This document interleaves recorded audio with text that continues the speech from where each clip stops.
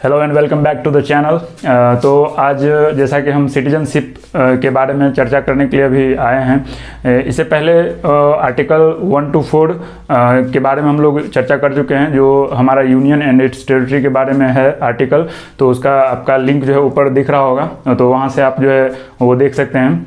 और आगे हम बढ़ते हैं सिटीजनशिप में। तो सिटीजनशिप एक्चुअली जो है ये पार्ट सेकंड में आता है और पार्ट सेकंड में जो है 5 to 11 आर्टिकल जो है ये सिटीजनशिप के बारे में जो है चर्चा करता है। तो सबसे पहले हम लोग आर्टिकल 5 के बारे में पढ़ते हैं। आर्टिकल 5 बेसिकली क्या है कि संविधान के प्रारंभ में जो दी गई नागरिकता है, अर्थात जब संविधान बना तो उस समय सभी लोगों को नागरिकता दी गई जो उस समय भारत के अंदर थे। इट मीन्स ये बात कर रहा है कि right of citizenship at the commencement of the constitution, मतलब जिस समय हमारा संविधान बना उस समय जो भारत में जो भी लोग रह रहे थे उन लोगों को जो नागरिकता दी गई थी उसके बारे में चर्चा की गई है आर्टिकल 5 में। उसके बाद हम लोग मूव करते हैं नेक्स्ट आर्टिकल जो हमारा है आर्टिकल 6।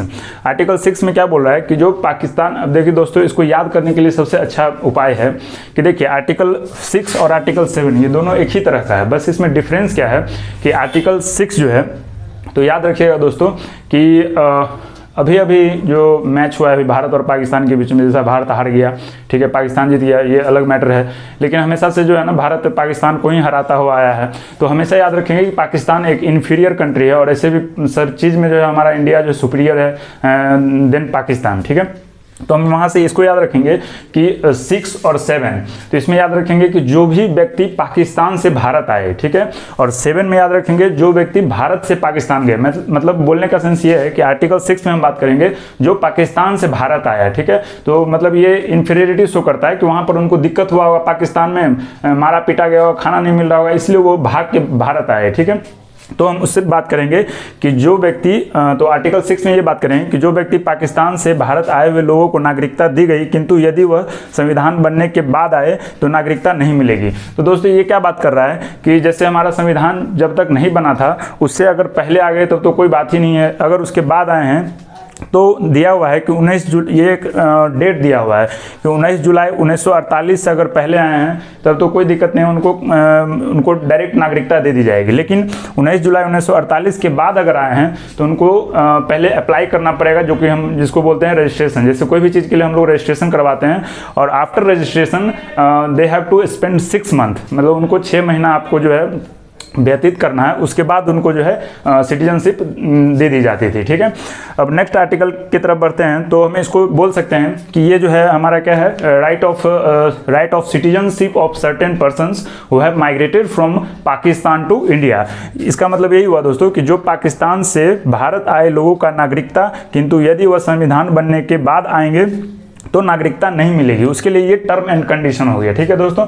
उसके बाद हम आर्टिकल 7 की तरफ मूव करते हैं। तो आर्टिकल 7 में दिया गया है कि स्वतंत्रता के बाद भारत से पाकिस्तान चले गए ऐसे व्यक्ति जो संविधान बनने से पहले लौट आए तो उन्हें नागरिकता दे दी जाएगी। अब हुआ क्या दोस्तों कि कुछ क्या बोल सकते हैं उनको, कुछ ऐसे भी आस्तीन के सांप हैं जो कि इंडिया में रहकर ही इंडिया को ही मतलब ये करते हैं। जैसा कि देखे होंगे आप लोग कि मैच हारने के बाद इंडिया को बहुत सारा जो है पटाखा उटाखा फोड़ा गया, तो उसी तरह के ये लोग भी थे कि जो भारत से तो पाकिस्तान गए बहुत मतलब खुशी खुशी कि चलो हम पाकिस्तान चलते हैं, लेकिन वहाँ जब डंडा पड़ा तो फिर से रिटर्न होकर आप अपने नए मुल्क में आए भारत में। तो आर्टिकल 7 बेसिकली उसी के बारे में बात करता है कि स्वतंत्रता के बाद जो भारत से पाकिस्तान चले गए और फिर से वो लौट कर जब आए तो उन्हें फिर से जो है नागरिकता दे दी। यही होता है ना दोस्तों, इंडिया जो है एक ऐसा कंट्री है जहाँ वसुधैव कुटुंबकम की बात कही जाती है।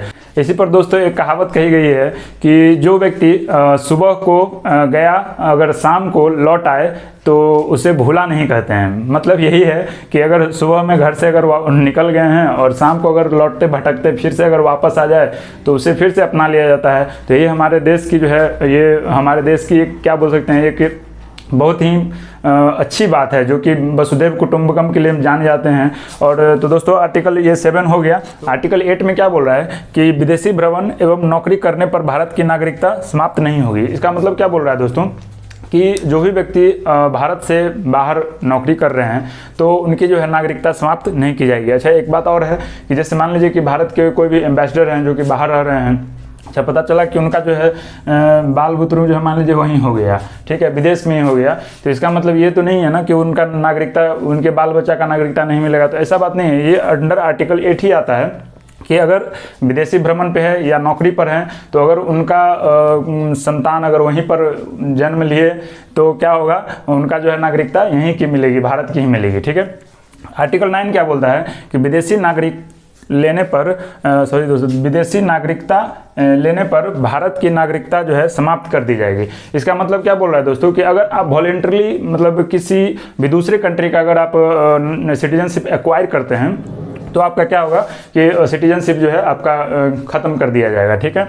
अच्छा दोस्तों, ये आर्टिकल, अच्छा दोस्तों, इसका आप वैसे ही समझ सकते हैं कि जैसे मान लीजिए कि आप अगर शादी किए हैं और एक बीवी के रहते दूसरी बीवी को अगर ज़बरदस्ती ले आएंगे तो आपकी पहली बीवी क्या करेगी, आपको छोड़ के भाग जाएगी, ठीक है। उसी तरह से है कि अगर आप मान लीजिए कि आप इंडिया के सिटीजनशिप हैं, सिटीजनशिप आपको मिला हुआ है इंडिया का, और अगर आप दूसरे देश का अगर आप वॉलेंटरी ले रहे हैं, ज़बरदस्ती ले रहे हैं, तो आपका जो इंडिया का नागरिकता होगा वो क्या कर दिया जाएगा, डिमोलिश कर दिया जाएगा, खत्म कर दिया जाएगा, ठीक है।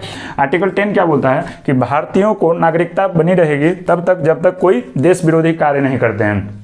तो कुछ हैं जो डिस्कस किए हम लोग, आस्तीन के सांप हैं कुछ जो कि देश विरोधी कार्य करते रहते हैं, ठीक है। तो उन लोगों को अगर चिन्हित अगर हो जाते हैं तो उन लोगों को अंडर दिस आर्टिकल जो है उनका सिटीजनशिप क्या किया जा सकता है, उनका सिटीजनशिप डिमोलिश किया जा सकता है। जैसे इसका एग्जांपल अभी करंट में जो है, करंट तो नहीं बोल सकते हैं लेकिन करंट से ही रिलेटेड है कि अभी कन्हैया कुमार तत्काल जो है कांग्रेस में शामिल हुए हैं, तो उन पर भी एलिगेशन लगा था देश विरोधी का, हालांकि अभी तक सिद्ध नहीं हो सका है, और अगर सिद्ध हो गया रहता तो उनका भी सिटीजनशिप क्या कर दिया जाता, खत्म कर दिया जाता।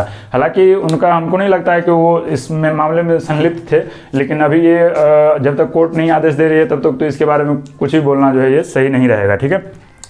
आगे बात करते हैं आर्टिकल 11 में। आर्टिकल 11 क्या बोल रहा है कि नागरिकता संबंधी कानून संसद बनाती है, यह जिम्मेदारी गृह मंत्रालय को दी गई है, ठीक है। और इसी के कारण जो है हमारे जो होम मिनिस्टर हैं जो हैं मोटा भाई, जिसका नाम है अमित शाह, वही क्या किए थे, अभी CAA NRC जो है वो जो अभी आप चर्चा में सुन रहे थे वो अंडर होम मिनिस्ट्री है, इसलिए जो है आप जो है इन्वॉल्वमेंट ऑफ अमित शाह ज़्यादा देख रहे थे, ठीक है। तो आर्टिकल 11 में क्या बोल रहा है कि नागरिकता संबंधी कानून जो है संसद बनाती है और यह जिम्मेदारी जो है गृह मंत्रालय को दी गई है, ठीक है। अच्छा, अब हम इसको आपको बता रहे हैं कि कैसे आपको जो है ना शॉर्टकट में इसको याद रखना है, ठीक है। तो आप बहुत 1-2 मिनट में आप जो है सारे चीज़ को याद रख सकते हैं, ठीक है। देखिए, जैसे आर्टिकल 5 हो गया, आर्टिकल 6 हो गया, आर्टिकल 7 हो गया, आर्टिकल 8 हो गया, आर्टिकल 9 हो गया, आर्टिकल 10 हो गया और आर्टिकल 11 हो गया, ठीक है। तो आर्टिकल 5 में दोस्तों याद किए थे हम लोग, आर्टिकल 5 में किए थे हम लोग क्या कि ये जो है मतलब एट द कमेंसमेंट, मतलब ये जो है प्रारंभ की बात कर रहा है। ये क्या चीज़ का बात कर रहा है, प्रारंभ, ये प्रारंभ में सिटीजनशिप के बारे में बात कर रहा है, ठीक है। कि ये जब देश हमारा आज़ाद हुआ था, जब कॉन्स्टिट्यूशन बना था, उसी समय जो है सिटीजनशिप के बारे में बात करता है, ठीक है। आर्टिकल 6 में याद रखना है, बताए थे आपको कि सबसे पहले क्या होगा कि पाक से क्या आएगा, इंडिया। तो याद रखना है दोस्तों, बस इतना ही याद रखिएगा तो आपका क्वेश्चन आराम से बन जाएगा, ठीक है। कि आर्टिकल 6 में क्या बात कर रहा है कि जो आदमी पाकिस्तान से इंडिया आया था, ठीक है। जबकि आर्टिकल 7 में क्या बात करता है कि इंडिया से क्या गया, पाकिस्तान गया, ठीक है। और फिर पाकिस्तान से कहाँ है, इंडिया है। ये फर्स्ट प्रोसेस हो गया, ये सेकंड प्रोसेस हो गया, ठीक है। जबकि आर्टिकल 8 में क्या बात करता है, तो आर्टिकल 5 में समझ गए, 6 समझ गए, 7 समझ गए। आर्टिकल 8 में क्या बोलता है कि आर्टिकल 8 में बोलता है विदेशी भ्रमण, ठीक है। आर्टिकल 8 हो गया विदेशी भ्रमण। 9 में क्या हो गया, तो देखिए दोस्तों आर्टिकल 5 क्या हो गया, प्रारंभ में सिटीजनशिप मिल गया। आर्टिकल 6 में पाकिस्तान से इंडिया गया। आर्टिकल 7 में इंडिया से पाकिस्तान गया, फिर रिटर्न होकर इंडिया आया, ठीक है। आर्टिकल 8 में बोल रहा है कि विदेशी भ्रमण, ठीक है। विदेशी भ्रमण के बारे में बात कर रहा है कि कोई आदमी मान लीजिए विदेशी भ्रमण पे गया, उसका बच्चा वहीं हो गया, ठीक है, तो उसको भी जो है भारत का नागरिकता दिया जाएगा। वही चीज़ बात कर रहा है 8वां में, ठीक है। आर्टिकल 9 में बोल रहा है कि सटलत गइल, ठीक है। इसका मतलब क्या हुआ कि अगर आप किसी दूसरे कंट्री के सिटीजनशिप में सटे, ठीक है, तो आप जो है गए। इसका मतलब यही बोल रहा है कि अगर आप दूसरे कंट्री का अगर सिटीजनशिप ले लिए हैं तो आपका यहाँ का सिटीजनशिप क्या कर दिया जाएगा, खत्म कर दिया जाएगा, ठीक है। आर्टिकल 10 में बात करता है, देखिए दोस्तों आर्टिकल 10 में दस में द आता है, ठीक है। तो यही याद रखेंगे कि देश विरोधी कार्य पर जो है सिटीजनशिप खत्म कर दिया जाएगा। ठीक है, तो ये हो गया। और आर्टिकल 11 में याद करना है तो देखिए 11 लिखते हैं ना हिंदी में 11, तो ग से ही याद रखेंगे क्या, गृह मंत्रालय। ठीक है, होम मिनिस्ट्री ये क्या करेगा, तो आपका आर्टिकल 11 में हम लोग पढ़े हैं कि क्या कर सकता है होम मिनिस्ट्री जो है, इसमें क्या कर सकता है, कुछ चेंज कर सकता है इफेक्टिव बनाने के लिए। ठीक है, तो आज के लिए इतना ही है। अगर वीडियो पसंद आया होगा तो लाइक एकदम करें। Thank you.